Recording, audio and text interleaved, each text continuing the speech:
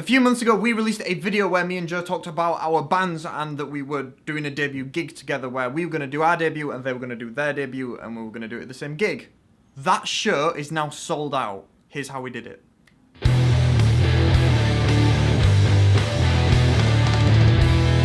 For about 4 years, we were in a band when we first started and we were always on first. We were always like this first support band. We never did a gig ourselves. And we never were part of a sold-out gig. It was shit. It was shit.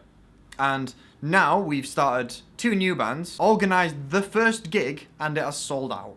What have we done differently from then to now to sell out? There's a few factors kind of playing into this. The first is that we are slightly older, which means that we have slightly more connections now than we had previously. And I don't mean connections as in within the industry. Yes, we do have connections within the industry, but they didn't really help in getting us to sell out this gig. The fact that we just know slightly more people and can therefore get those slightly more people to the gig, because family members and stuff, especially if it's like, I don't know, maybe younger siblings, when we were 14, they were even younger. They couldn't have come to a gig in the centre of our town. Now that we're older, they're also older, they can. That kind of thing kind of plays into it, but I want to talk about a thing that generally, if any band does this, you will sell a lot more tickets. The first thing was that we put on the gig ourselves. We went to the smallest venue in our city, which holds about 100 people, and when we want to hire this venue, they said, okay, it's this much money, there's a deposit of this much, and then you pay the rest on the night. Cool, let's do it. So we booked the date about 3 months in advance and started promoting. So we got a poster together which looked kind of cool. It looks like this. Did it ourselves. I mean, I did it, but I've been doing posters for a few years now. So if you can pay £10 or something for someone to design you kind of a cool poster, that helps. Doesn't really matter, but it's nice for social media, especially to kind of make it look like it's a really professional thing that's going on. We made sure that the artists on this gig, which predominantly is just my band and Joe's band, that being Dogmatic and Salamander, we made sure that each member of the band could sell at least 10 tickets. Ideally, between 10 and 20 tickets per band member would have been most ideal.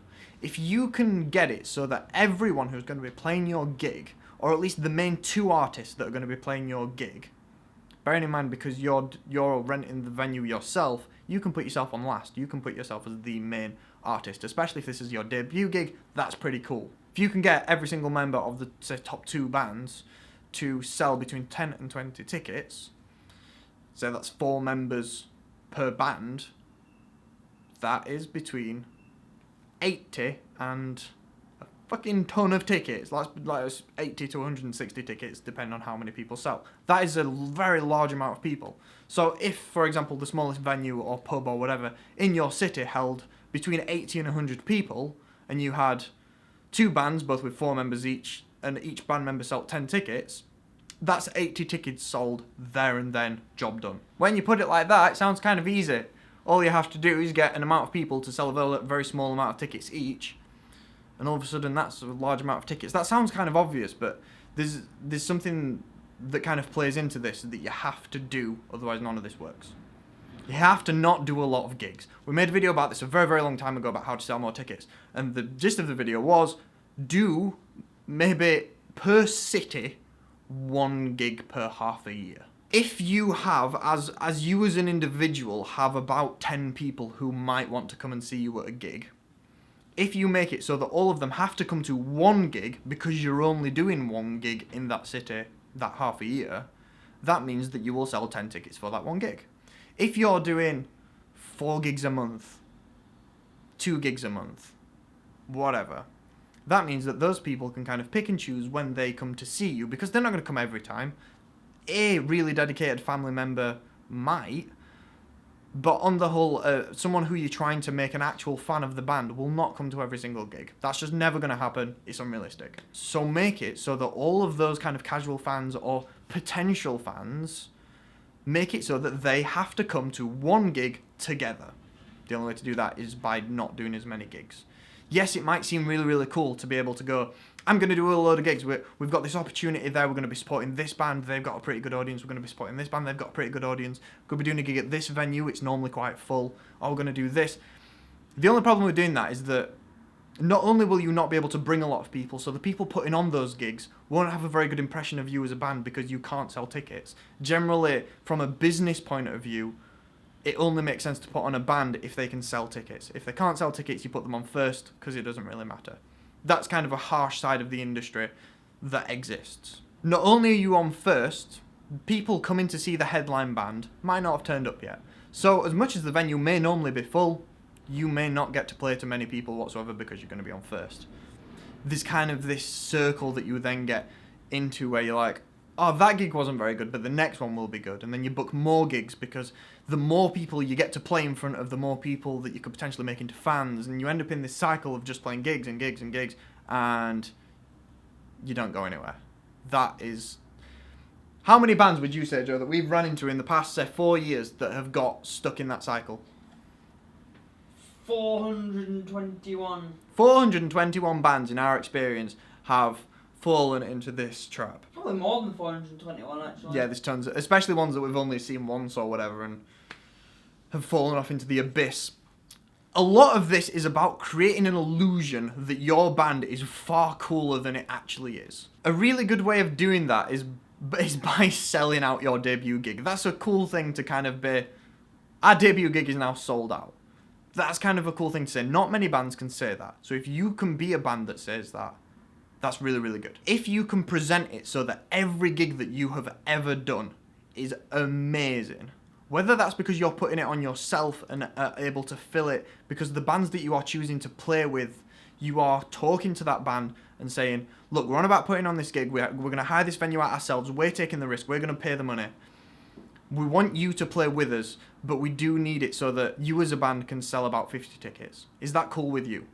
If they say yes, cool, you've got a bit of a camaraderie thing going on. Rather than just be like, oh, would you like to play this gig? Yeah, okay. So this date, just show up about 5 o'clock, and then you never talk to them ever again. It needs to be kind of a group effort to kind of get people to the gig. It's a lot more of an effort than a lot of people maybe think. Some artists generally will have leaflets made and will go around the city centre and give out leaflets and stuff, but generally that doesn't draw many people whatsoever. You might pay for 1,000 leaflets and 4 people might turn up that you've actually given a leaflet to. The hit rate when giving out leaflets and stuff is very, very, very low. Generally, you're going to need to do family members, friends, like distant cousins, friends of friends, girlfriends of work colleagues, that kind of thing. Just people from anywhere. If you can pick between like 10 and 15 or 20 people, then you can fill a gig. If you can hire a venue and do it yourself, that means you get to go on last. You can pick and choose bands that you want to be the supports, so that not only they can also bring people, they will also complement your music, and you can kind of make this event feel big and amazing, and that this is going to be your debut show, and you're going to have it filled, and you're going to, now that you've got enough money because you've sold a load of tickets, now you can maybe hire someone to come take some photos, to film the gig, to live stream the gig for you. It's going to be full, so the photos are going to look mint because the entire room is going to be full, provided that your music is awesome, the place is going to be bouncing, it's going to have a really good atmosphere. All of that creates this illusion that you are a really cool band. It might not necessarily be overly true. You might have, I don't know, you could be any band. You could be a cool ambient kind of band, or like really intense, awesome music. Doesn't matter, provided that you've kind of got this thing going on that you can sell out gigs, especially if it's your first gig. That will go a long way. Only time will tell as to what kind of opportunities will arise for Joe's band and my band from this, but it's a good start. Us being able to say that our first gig is sold out is a very good start, and in terms of projection, it can only get better from here. Maybe try it if there's anything that you kind of want to know about, maybe, oh, should we do this, or I've had an idea, could we do this? Leave a comment and I'll get back to you about it, and we can kind of talk about how you plan on doing your gigs and how maybe you could improve doing your gigs, because playing a lot of gigs, being supporting for people generally isn't all that helpful. It sounds really good being able to support bands at local venues and that kind of thing, but on the whole, I've not seen many, if any, bands actually benefit from doing those kinds of gigs.